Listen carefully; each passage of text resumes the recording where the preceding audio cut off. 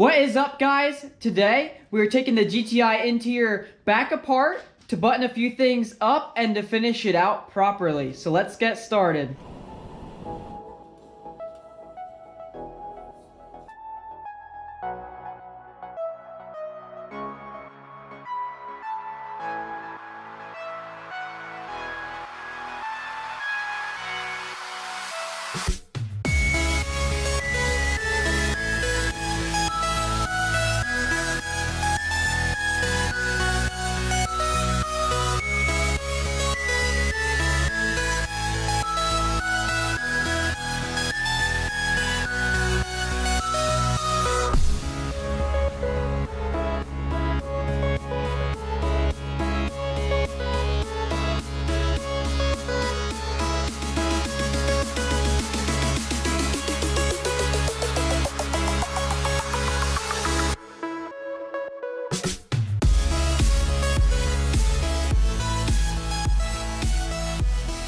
Alrighty guys, so I'm excited to show you guys what we've got done on the GTI. Beginning of the video here, got a little bit of a glimpse for you guys.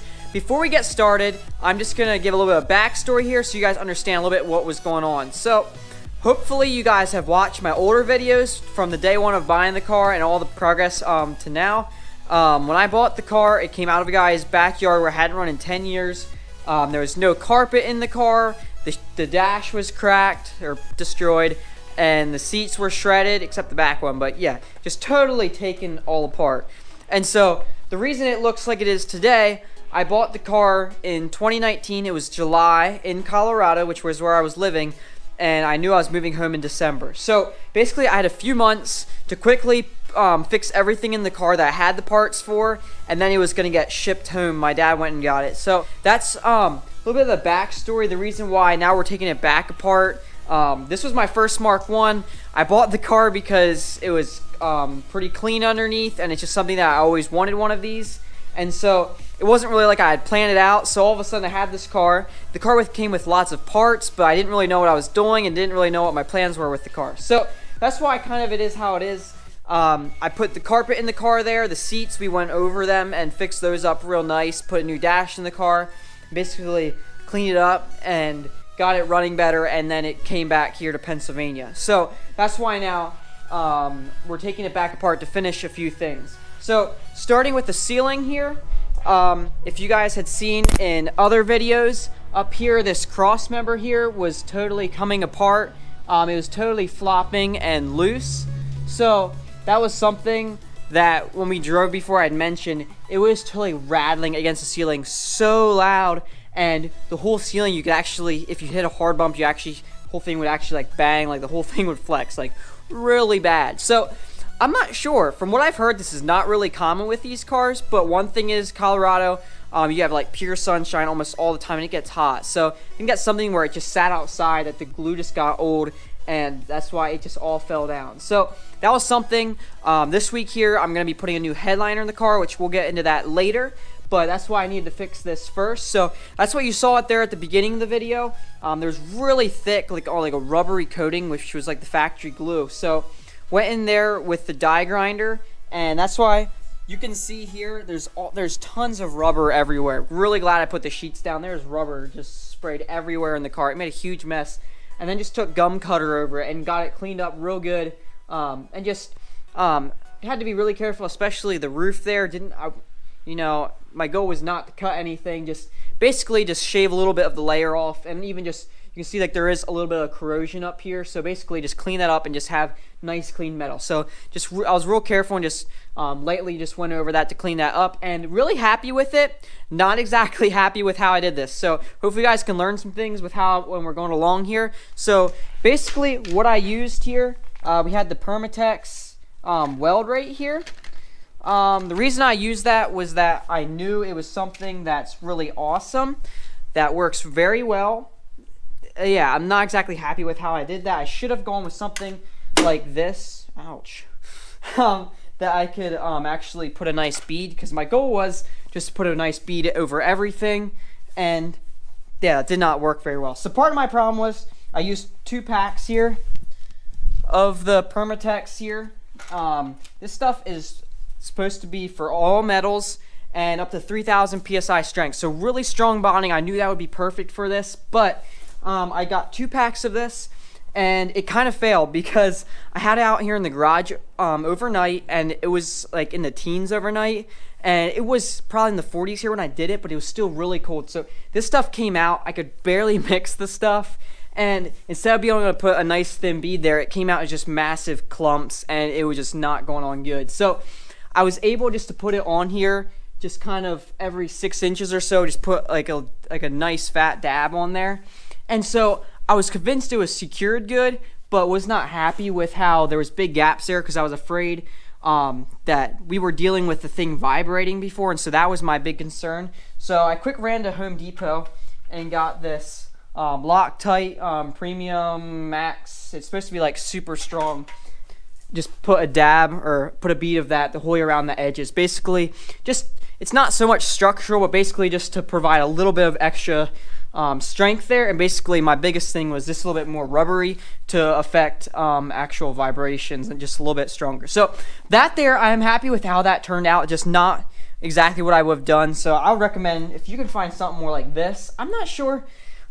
This stuff, you can tell it's not quite as good. It is more rubbery like I mentioned, and this Permatex weld here, this stuff when it dries, it is rock hard now. So really happy with that. Just there's kind of pros and cons there. So I'm not sure, maybe you guys could tell me.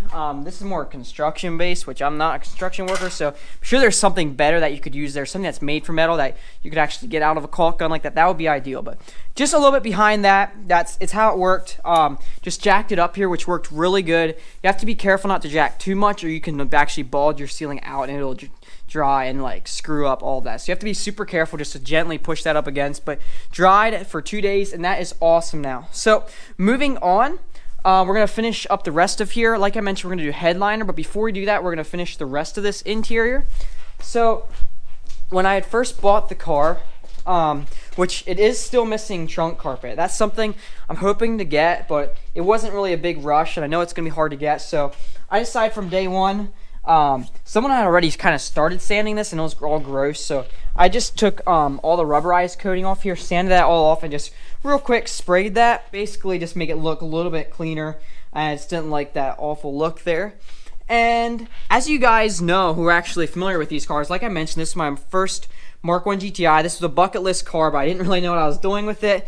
Basically, I wanted it to be an OEM plus car, so I just looked at pictures online and was like, okay. So up here, all this here, we have, it was blue, you know? So I looked, and yeah, you can get plastic covers for like underneath the windows and also on the doors, which come to find out, they're pretty much impossible to find. And on the front door, they did a beautiful job of painting on right underneath the window there. So basically, I painted this, and I regret that now, and I'm gonna paint all that now underneath the window and also the B-pillar there. So that's what we're gonna do here tonight, just as a way to clean it up real nice, and because you cannot find the covers for like the top of the door in there anymore, like they're just non-existent. So the back there then, which they were from factory, just wrapped in fabric, which I found out, I didn't know that either. I figured that there'd be like newer cars that you just plastic cover pops on there, but I just painted that earlier just to look nice. But yeah, we're gonna wrap that when we do the headliner. So that'll be coming up. That'll probably be next video. But basically today, I'm just gonna prep the rest of the interior here, get that painted, and then get everything taped off here, and we're gonna paint that. And then I'll end out the video here. I'll show you guys the fabric and talk about how we're gonna do that. So let's keep moving here.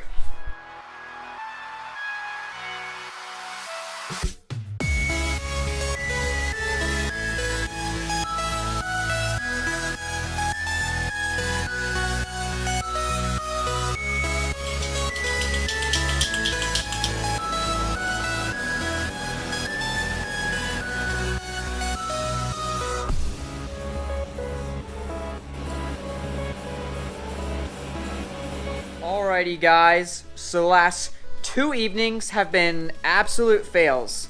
What people don't realize when they watch videos anywhere is that, first off, how many days goes into this, which we're working on a Saturday, and this is the 3rd evening in this video. Absolute fail. I'm telling you, things could not go worse than possible. And the second is how many times when people make videos, things fail, but they don't actually see that because that gets edited out. And that's where I want to be different, guys. My goal has always been that you guys can learn something from me and be inspired. And learning things means that you can get ideas from me, and hopefully, yeah, through ideas or maybe learning new ways of doing things, but also how not to do things. So we got this set up here with the sheets working awesome. I was super stoked.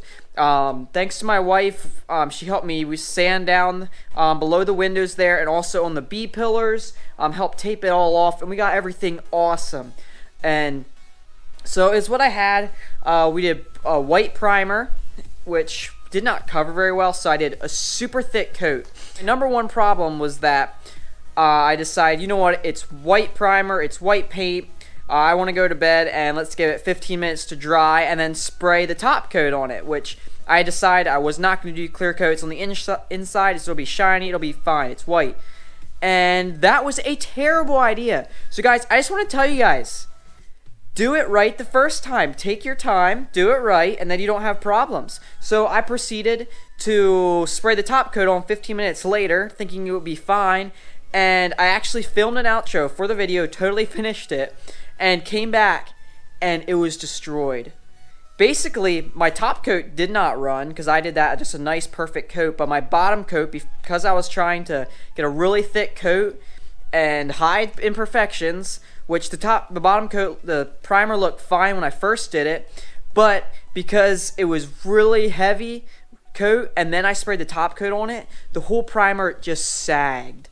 In like 5 minutes time after I did the top coat, it just, the whole primer just sagged like underneath it, like really weird. It looked horrible. I've not been filming much because I've been so embarrassed and just so annoyed and frustrated. So basically wet sanded the worst off.